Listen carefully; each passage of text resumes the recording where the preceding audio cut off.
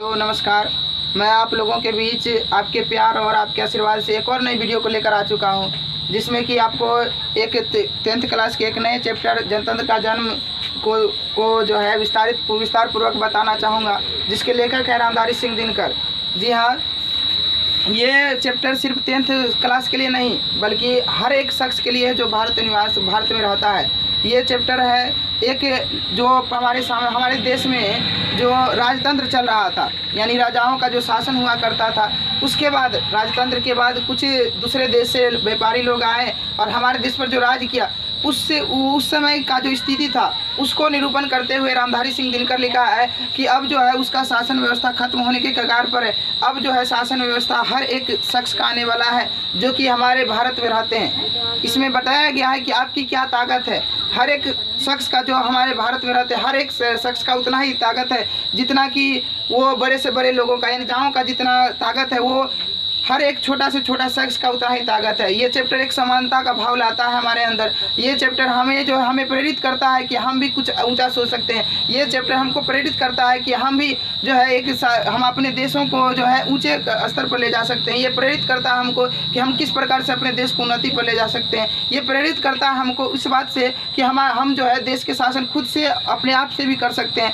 क्योंकि सदियों से जो चलते आ रहा था राजतंत्र, सदियों से जो चलते आ रहा था विदेशी देशों का जो आक्रमण, सदियों से चलते आ रहा था विदेशी देशों का जो राज चलते आ रहा था, वो चैप्टर में जो बताया गया कि इस चैप्टर में जिक्र किया गया कि वो सब खत्म हो चुका है। जो राजतंत्र था, जो दूसरे देश से उपनिवेश बना कर रखे थे दूसरे देश के लोग, वो सब खत्म हो चुका है। इस चैप्टर में इस चीज़ को बहुत अच्छे से जिक्र किया गया है और ये चैप्टर को हम अब शुरू करते हैं। तो चलिए देखते हैं, बैठे बैठे क्या करेंगे जब करना है कुछ काम, तो शुरू करते हैं। जनतंत्र का जन्म नामक शीर्षक लेके रामधारी सिंह दिनकर जी का नाम। तो चलिए स्टार्ट करते हैं। चलिए, ये जो रामधारी सिंह दिनकर जी का लिखा हुआ है जनतंत्र का जन्म, इसका महत्व क्या है? इसका महत्व जो है एक जनता से है, और जो जनता सदियों से गुलामी में रह चुका था, जो जनता क्या हो चुका था, सदियों से गुलामी की जंजीर में बंधा हुआ था। यानी एक के बाद एक, कभी राजाओं का शासन हुआ करता था तो कभी देश विदेश से लोग आकर यहाँ पर शासन करते थे, यानी दूसरे देश से भी लोग आकर यहाँ शासन करते थे। तो ये हमको जो है रामधारी सिंह दिनकर जी उस पर जो है टिप्पणी करते हुए बताते हैं, उस देश की जनताओं को जो है प्रेरित करते हुए बताते हैं कि अब कब तक ये जो है गुलामी में रहोगे। अब तो समय आ चुका है, अब नहीं तो कब जगोगे? अब जगो, क्योंकि तुम्हारा अधिकार है ये किसी दूसरे का अधिकार नहीं है। ऐसा नहीं है कि तुम एक के नीचे तुम दबा जाओ, कुचला जाओ, ऐसा नहीं होना चाहिए, क्योंकि ये देश सभी का है और इस पर सभी का हक होना चाहिए और सभी का बराबर हक होना चाहिए। तो ये चैप्टर सिर्फ उन्होंने जो है लोगों में एक जागृति पैदा करने के लिए बताया है कि हर एक आदमी का जो है कितना दम होता है, कितना साहस होता है, वो क्या क्या कर सकता है, उसके बारे में बताया। तो ये जनतंत्र का जन्म उस समय का जो है बहुत ज़्यादा ये जो है जोश भरने वाला कविता था, जिसको लेकर कई बार ये ऐसा ही रचना क्या करते थे, जिसके लेकर ये अंग्रेज जो है हमेशा इस पर खपा रहे थे, हमेशा इस पर जो है इसको मानो हमेशा इसको क्या करते रहते थे, दबाना चाहते थे। मतलब अंग्रेज जो था हमेशा रामधारी सिंह दिनकर जो ये कविता सब आती थी, तो इसको लेकर वो हमेशा इसको दबाना चाहते थे। लेकिन रामधारी सिंह दिनकर बस ठान लिए थे कि हमें अपने जनताओं को, यानी हमारे लोगों को जो है वो पहुंचाना है संदेश कि तुम्हारा क्या अधिकार है, तुम्हारा क्या हक है। तो उसको लेकर ये जो है कविता लिखा गया था, ताकि सभी लोग जाने, सभी लोग पहचाने अपनी ताकत को। जी, आज वही जनता जो कि आप जानते हैं, हम लोग जो है वही जनता है जिस जनता की ये बात की जा रही है, जिस जनतंत्र का बात की जा रही है। यानी सदियों से जो प्रजातंत्र थी, सदियों से जो अंग्रेजों रूपी या कई दूसरे देश भी आकर जो हमारे पास गुलामी का जंजीर बांध कर गए थे, उसी पर आज़ादी होने का एक संदेश है, उसी पर एक आज़ादी होने का संदेश है कि आप कब तक इस प्रकार से दबे रहोगे दूसरे के, कब तक कुचले रहोगे। अब तो समय आ गया, अब जागो। अब नहीं जागोगे तो सब दिन इसी प्रकार से तुम्हें को दबा रहना पड़ेगा। तो ये देखिए, शुरू करते हैं जनतंत्र का जन्म रामधारी सिंह दिनकर। उससे पहले मैं बता दूं, इसका लेखक परिचय तो आपको खुद से किताब में है ही लिखा हुआ, उसको बताने की क्या आवश्यकता। फिर इसमें एक इम्पोर्टेंट चीज़ क्या है कि कई सारे ये अवार्ड भी इसको मिला। उसके बाद रामधारी सिंह दिनकर जी को जो है यहाँ तक कि बिहार यूनिवर्सिटी में ये भी काम कर चुके हैं, भागलपुर यूनिवर्सिटी में उप कुलपति पद पर भी रह चुके हैं। तो ये जो है देखिए, इसका कविता क्या क्या कहना चाहती है। पहला है, सदियों की ठंडी बुझी राख सुगबुगा उठी, यानी सदियों की ठंडी बुझी जो राख थी वो अब सुगबुगा उठी। इसका मतलब हुआ जो जनता सदियों से दबी जा रही थी, कुचली जा रही थी किसी दूसरे लोगों के निकट, किसी एक आदमी के नीचे, वो जनता क्या हो चुकी है अब, वो सुगबुगा उठी, यानी उसमें कुछ ना कुछ जागृति होने लगा, वो कंपन करने लगी, उसमें जो है एहसास होने लगा कि अब हमारी शक्ति आ चुकी है। क्यों? क्योंकि जनतंत्र तभी आया था। कब? ये आज़ादी के समय का है कि जब हम लोग आज़ाद हुए थे, तब जो है यो रामधारी सिंह दिनकर जी जो है लोगों की शक्तियों का आभास कराते हैं। कहता है कि जनतंत्र रामधारी सिंह दिनकर जी कहते हैं कि सदियों की ठंडी बुझी राख सुगबुगा उठी। कहने का मतलब है जो जनता सदियों से, कई सालों से एक दबी हुई थी, किसके नीचे? किसी एक आदमी के नीचे या किसी एक देश के नीचे, वो अब क्या हो चुकी है? सुगबुगा उठी। जैसे हम लोग देखते हैं कि आग वगैरह जो होता है उसमें यदि एक थोड़ा सा चिंगारी भी हो जाए तो सुनते सुनते पूरा आग लग जाता है। उसी प्रकार का एक लहर फैला है, और वो लहर क्या करेगी? पूरा जनता में फैलेगी।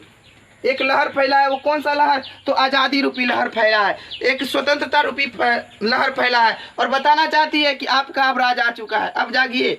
क्या कह रहा है कि अब जागिए, क्योंकि आपका अब समय आ चुका है। अब सुगबुगा रही है जनता, कर रही है। क्यों? क्योंकि उसका अब टाइम आ चुका है। फिर कहता है मिट्टी सोने का ताज पहन इठलाती है। मिट्टी यानी मिट्टी के बारे में किसको कह रही है? कि अब जो है हर एक वर्ग, यानी जो नीचे से जुड़ा हुआ है, जो गरीब है, भिखारी है, जो किसान है, उसको वो भी अब सोने की ताज पहनने के लिए इठला पड़ी। सोने की ताज मतलब अब वो भी शासन कर सकती है, वो भी जो है हमारे देश को संभाल सकती है। ऐसा नहीं है कि अब राजा ही संभालेगा, अब राजा का समय खत्म हो गया, अब किसका समय आ गया है? अब सोने का ताज पहनने का समय मिट्टी को आ गया। मिट्टी मतलब मिट्टी से जो जुड़ा हुआ व्यक्ति है, उसके लिए अब राज आ चुका है कि अब आप जो है जागिए, अब आपका समय आ चुका है।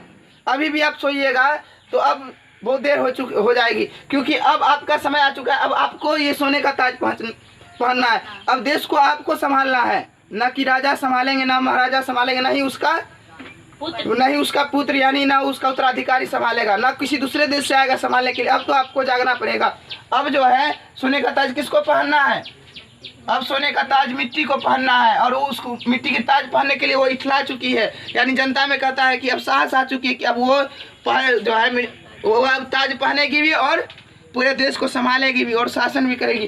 कहता है दो राह समय के, देखो कहता है दो राह समय के घर रथ का घर घर नाद सुनो, यानी कहता है अब जो है राह दो, रास्ता दो इसको, क्योंकि समय का रथ का घर घर नाद सुनने का समय आ गया, यानी अब इसका समय आ चुका है। अब इसका रास्ता रोकने वाला कोई भी नहीं है।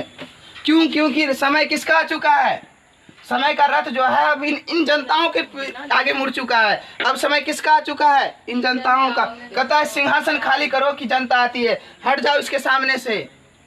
किसके सामने से? इस जनता के सामने से। अब यहाँ पर इस सिंहासन पर कोई राजा महाराजा नहीं विराजमान होगा। कौन विराजमान होगा? तो हमारे देश की हर एक जनता विराजमान होगी। कहता है अब सिंहासन खाली करो, अब तुम लोग का वक्त खत्म हो चुका है। वो संदेश देना चाहती है कि अब राजा महाराजा सबका समय खत्म हो चुका है, अंग्रेज डच सबका समय खत्म हो चुका है। अब समय किसका आ चुका है? तो जनता का। जनता आ रही है सिंहासन पर बैठने के लिए, सिंहासन आपको खाली करना पड़ेगा। फिर कहता है, ये था पहला पंक्ति। अब दूसरा में कहता है जनता। देखो ये छोटा चीज नहीं है, इसके पीछे भी कई सारे क्वेश्चन छुपे हैं। ये इतना लिखने के बाद क्वेश्चन मार्क जो है हमको बतलाता है, यहाँ पर 2-4 क्वेश्चन है कि जनता, अरे कैसा जनता, कौन जनता और क्या है ये जनता, यानी कहने क्वेश्चन। देखो सिर्फ क्वेश्चन मार्क लगा देने से कई सारे क्वेश्चन यहाँ उठने लगा कि वही क्वेश्चन पूछते हैं, कौन? रामधारी सिंह दिनकर। जनता, अरे कैसा जनता, ये जनता होती क्या है, कौन है ये जनता जिसके बारे में आप बात कर रहे हैं? जनता है कौन? तो वो खुद आंसर भी देते हैं, अरे हाँ मिट्टी की अबोध मूर्तें, वही जनता जो मिट्टी की अबोध मूर्त की तरह है, यानी वही जनता जो हमेशा मिट्टी की तरह एकदम खड़े रहती थी, एकदम किसी से कुछ नहीं करती थी, एकदम भोली भाली थी, वही जनता है जिसको तुम कह रहा। तो लोग सोचने लगे अरे मिट्टी की अबोध मूर्ति वो कैसे होगा, जो भोली भाली है, जिसके पास ताकत नहीं है, वो कैसे अब शासन करेगा? तो वो कहता है वही जनता है जी, वही जनता, जी हाँ वही जनता जो मिट्टी की अबोध मूर्ति थी।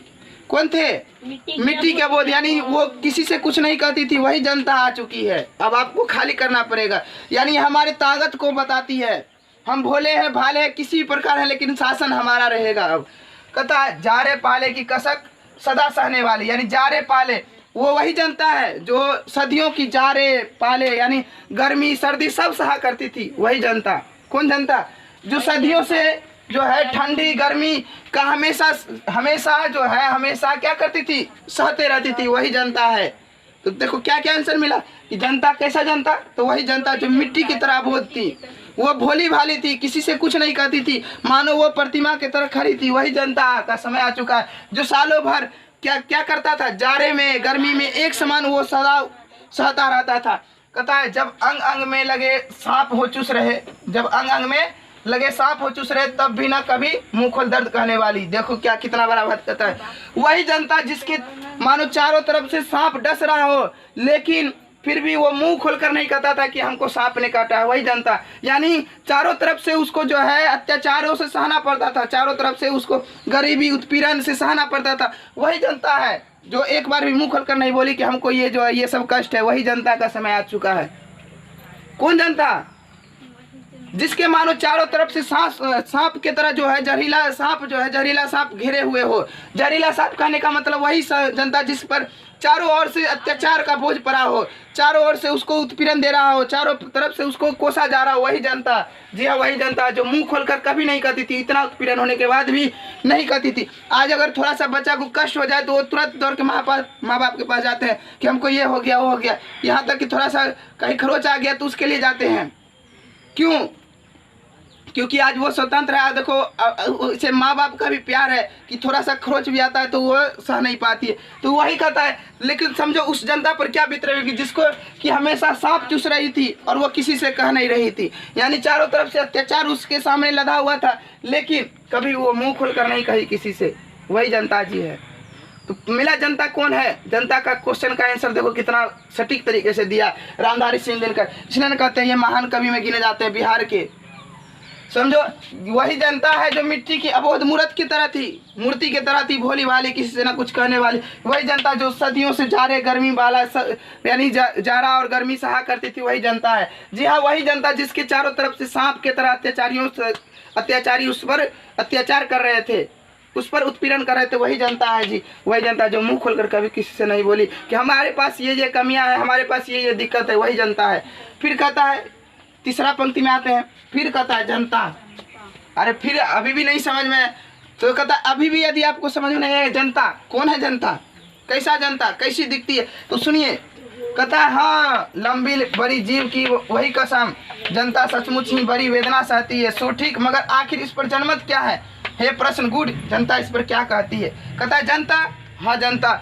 कौन जनता? तो वही लंबी बड़ी जीव की वही कसम, वही कसम यानी वही जनता जिससे लंबा लंबा जो है वादा किया जाता है। यानी जब भी देखो आता है लोकतंत्र का, जब भी चुनाव का समय आता है तो क्या होता है कि आते हैं लोग लंबा लंबा वादा करते हैं। आपके घर में ये नहीं है, हम अगले वर्ष लगा देंगे। आपके घर में ये नहीं है, हम अगले वर्ष कर देंगे। आपको जाने में रोड में तकलीफ हो रहा है, अगला वर्ष रोड भी बनेगा। तो वही जनता जो जिसको लंबा लंबा कसम दिया जाता है कि आपका ये सारा वादा पूरा होगा, लेकिन वही जनता का जो है जब जीत जाने के बाद वो छोड़ दिया जाता है। तो ये प्रेरित करता है उसको भी कि आप ऐसे जनता को चुनिए, ऐसे लोगों को चुनिए हमारे शासन व्यवस्था में जो कि आपका जो है सारा मांग को पूरा करे, ना कि ये लंबी लंबी जो है कसम खाने वाली को। ये जनता जो कहती है कि उसको मत चुनिए जो लंबी बड़ी जीभ से कसम खाली खा लेते हैं और उसके बाद लगातार 5 साल एक बार भी पूछने नहीं आती है। तो ये प्रेरित करता है हम लोग को भी। फिर कहता है जनता सचमुच ही बड़ी वेदना सहती है। फिर वही क्वेश्चन कहता है आंसर, जनता वही जनता है जो सचमुच ही बहुत बड़ी वेदना सहती है, हमेशा कष्ट में रहती है, हमेशा कष्ट को सहती है। फिर कहता है सो ठीक। तो अब कहता है अब समझ में आ गया जनता क्या है, सब ठीक है, चलिए जनता हमको समझ में आ गया, मगर आखिर इस पर जनमत क्या है।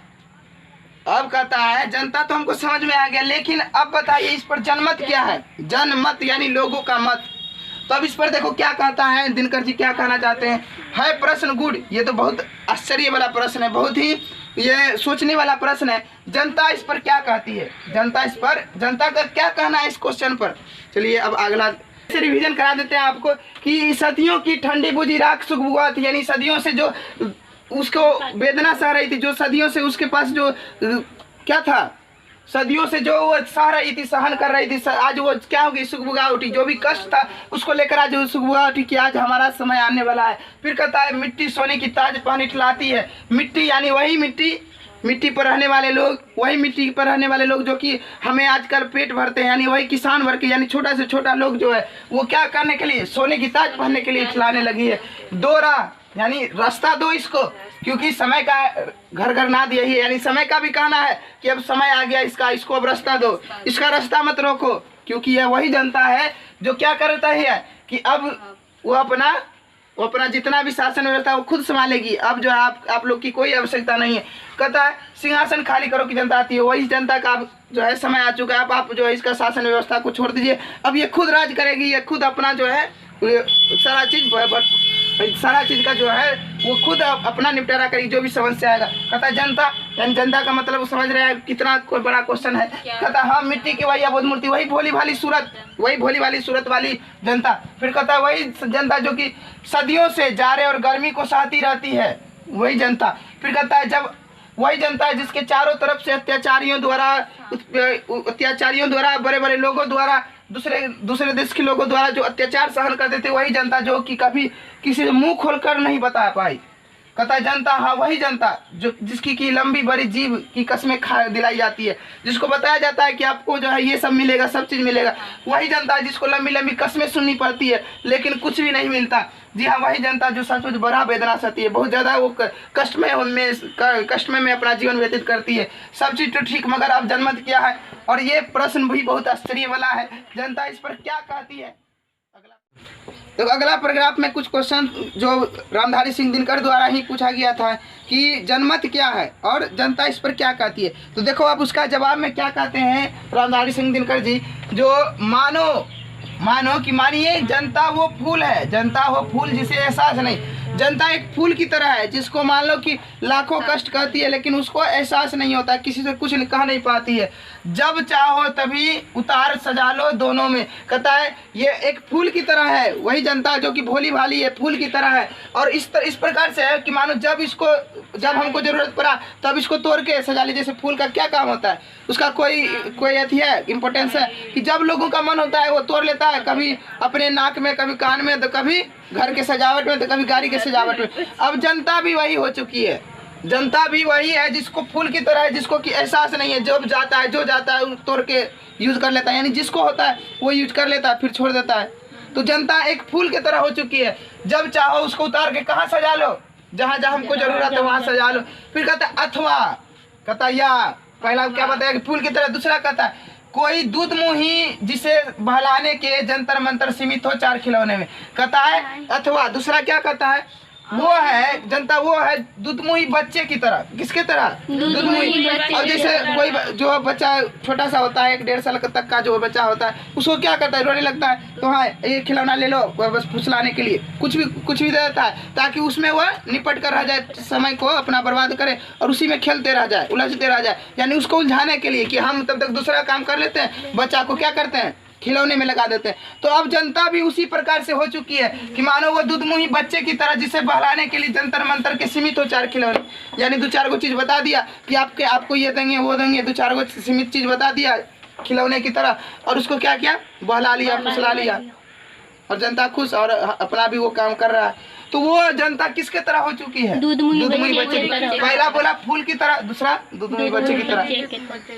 फिर अगला पैराग्राफ में देखो क्या कहता है, लेकिन इतना ही नहीं समझिएगा, फूल और दूधमुही बच्चा ही नहीं समझ लीजिएगा, होता बुढ़ोल बवंडर उठते हैं जनता जब कोपाकुल हो बिरकुट चढ़ाती है।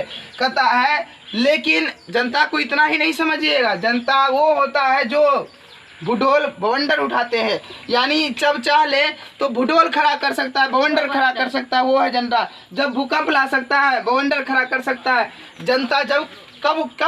जब कोपाकुल, जब क्रोध में होता है, जब उसको गुस्से में होता है, यानी जब वो ये सब घटनाओं को पहचान लेता है, जान लेता है, तो वो क्या कर सकती है, भूडोल भी ला सकती है। इसलिए संभल जाइए, जब तक वो फूल और दूधमुही बच्चा तक ठीक था, लेकिन यदि कभी भी वो कोपाकुल हो गई, यानी कभी वो क्रोधित हो गई, कभी भी वो मान लो कि वो पहचान गई अपनी ताकत को, तो समझिए आपका ये जो है सारा चीज़ उखड़ जाएगा। बवंडर ऐसा बवंडर आएगा कि आपका कुछ भी नहीं बचेगा।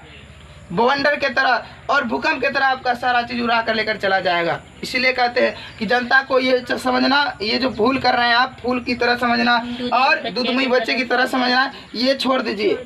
फिर आगे कहता है दो राह रास्ता दो इसको, क्योंकि समय का, अब समय का वही भी कहना है, समय के रथ का घर करना, यानी समय भी अब वही कह रही है कि रास्ता दो इसको। किसको? जनता को रास्ता दो। क्यों? क्योंकि अब राज किसका आने वाला है? जनता का। यानी जनतंत्र में जनता का देखो कितना वैल्यू बताया गया कि अब इसको रास्ता दो। अब इसका रास्ता रोकने वाला कोई माय का लाल पैदा नहीं हुआ, क्योंकि सिंहासन खाली करो। ये सिंहासन किसका है? जनता का। जनता का है, जनता आकर विराजमान होगी। आप सिंहासन खाली करो।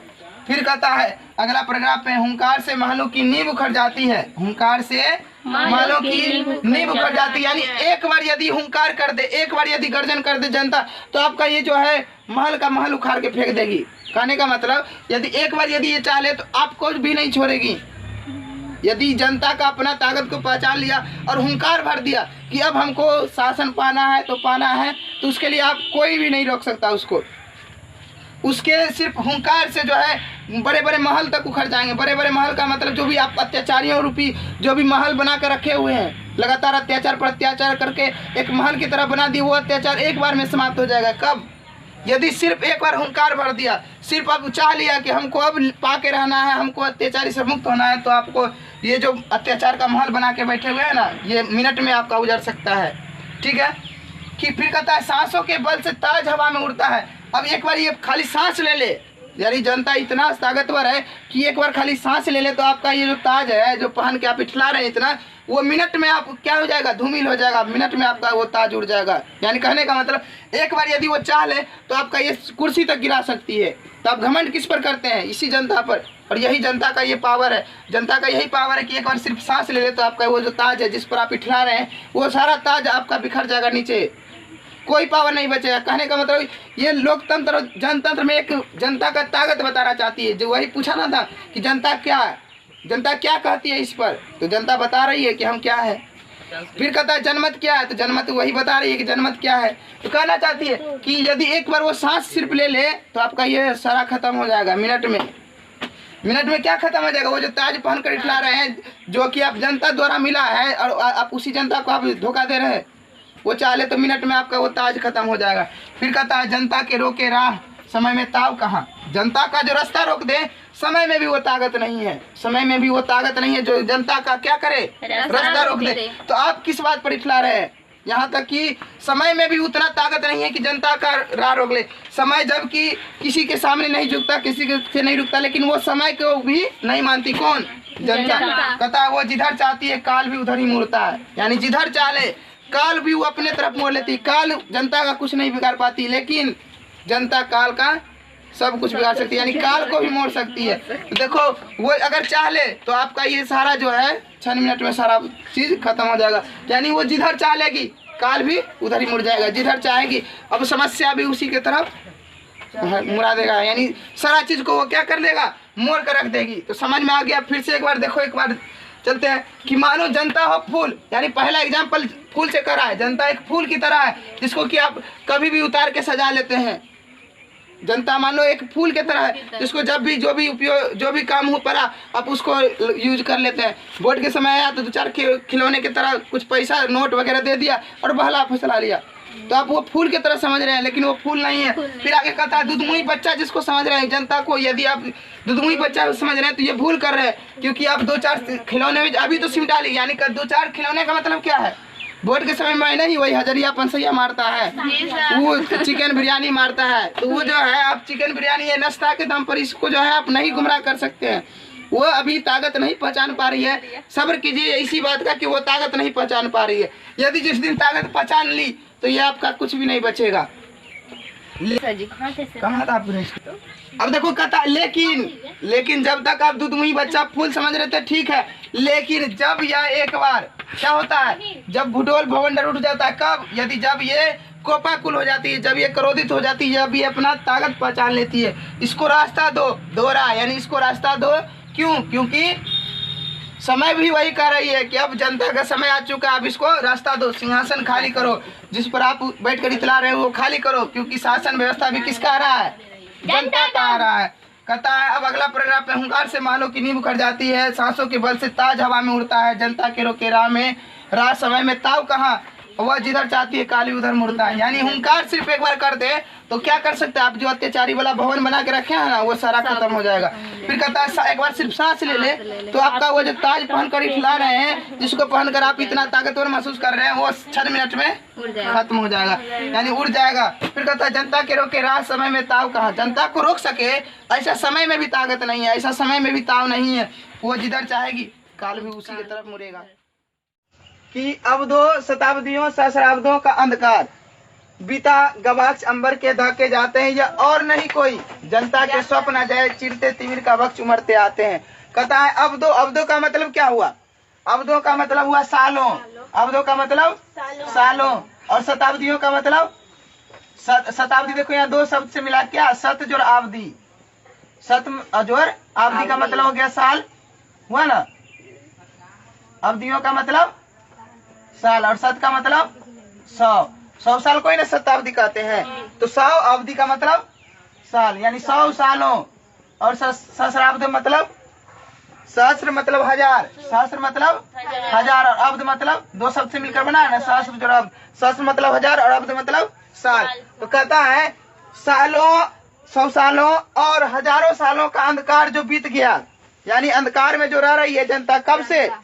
सालों से, 100 सालों से, हजारों सालों से जो जनता अंधकार में रह रही है, गवाक्ष अंबर के दहके जाते हैं। वो गवाह है किसका? कि अब अंबर दहकने का समय हो गया, यानी अब इसमें जो है कुछ न कुछ विषाद होने लगा है।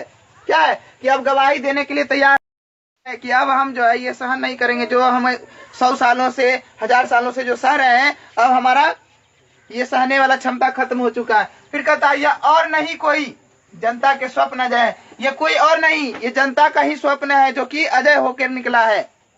ये क्या है? जनता का सपना था, शुरू से ही ये सपना था कि हमें आजादी चाहिए, हमें स्वतंत्रता चाहिए। वो हम जो गुलामी में रह के क्या हो चुका था? पक चुका था, यानी गुलामी में रह के उसका जो है अति हो गया था, गुलाम बनने का आदत हो गया था। तो अब कह रहा है कि अब जो है हमारा सपना ही था कि हम कब जो है स्वतंत्र हो, अब उसका सपना क्या हो गया? अजय हो गया है, अब वो कभी भी हार नहीं सकता है। यह और नहीं कोई बल्कि जनता का क्या है? सपना था, जो सालों से, हजारों सालों से जो सपना था, वो आज क्या हो गया? वो आज निकल के बाहर आ गया। किस रूप में? जनतंत्र के रूप में। जब जनतंत्र आया तो वो सब चीज आ गया। फिर कहता है चिरते तिमिर का वक्त उमरते आते हैं। चिरते मतलब चिरना, तिमिर का मतलब अंधकार, मतलब अंधकार का जो वक्त है, अंधकार को चीरते हुए आ रहा है। कौन आ रहा है? जनता आ रहा है। अब जो है उसको अंधकार भी नहीं रोक सकता, अब अंधकार से वो किधर चलने लगा है? प्रकाश की ओर। जो वो गुलामी रूपी अंधकार था उसके जीवन में, वो दूर होते जा रहा है। अब वो अंधकार को क्या लग रहा है? कि चिरते जाएगा। फिर कहता है सबसे विराट, सबसे विराट मतलब सबसे विशाल जनतंत्र जगत का आ चुका। इस जगत, जनतंत्र का मतलब जनतंत्र हो गया, यानी वही लोकतंत्र, और जगत का मतलब संसार, यानी संसार का जो है, संसार का सबसे विशाल जनतंत्र आ चुका है। अब इससे ज्यादा विशाल कहीं पर भी जनतंत्र नहीं है। तो कहने का मतलब सबसे ज्यादा अब इस पूरे संसार का सबसे जो है तगड़ा वाला जनतंत्र आ चुका है। अब यह नहीं मानेगा। फिर कहता 33 कोटि हित सिंहासन तैयार करो। 33 मतलब 33, कोटि का मतलब करोड़, हित मतलब के लिए, सिंहासन तैयार करो। अब जो है आपको सिंहासन किसके लिए तैयार करना है? एगो दुगो आदमी के लिए नहीं, अब राजा महाराजाओं के लिए नहीं, अंग्रेजों के लिए नहीं, अंग्रेजों के चांसलर के लिए नहीं, बल्कि किसके लिए? अब देश के हर एक जनता के लिए आपको सिंहासन तैयार करना है, क्योंकि अब देश का कोई भी जनता सिंहासन पर बैठ सकता है। ये नहीं कि राजा का बेटा राजा बनेगा, राजा का बेटा सिंहासन पर बैठेगा। अब कौन बैठेगा सिंहासन पे? अब ये 33 करोड़ जनता बैठेगी। अब 33 करोड़ के लिए आपको सिंहासन लगाना है। पहले एक आध के लिए लगाना पड़ता था, अब किसके लिए लगाना पड़ेगा? 33 करोड़, क्योंकि उस समय की आबादी जो थी हमारी भारत की कितनी थी? 33 करोड़। ये भारत माता बना पाठ में भी मिलता है कि 33 करोड़ जो है आधे हैं, अधनंगे हैं, भूखे हैं, ये मिलता है ना। तो तभी का समय 33 करोड़ था। हर दशक पर जो है चुनाव होता है, हर दशक पर गिनती होता है। तो उस समय जो उस दशक में चल रहा था कितना? 33 करोड़। अब कहता अभिषेक आज राजा का नहीं, किसका होगा? प्रजा का होगा। अभिषेक यानी अब जो जय जयकार होगा वो राजा का नहीं होगा जय जयकार, अब जो है राज तिलक राजा का नहीं होगा, राज तिलक किसका होगा? तो इस प्रजा का, यानी उस जो है राजा के राज में रहने वाले सभी प्रजा का होगा।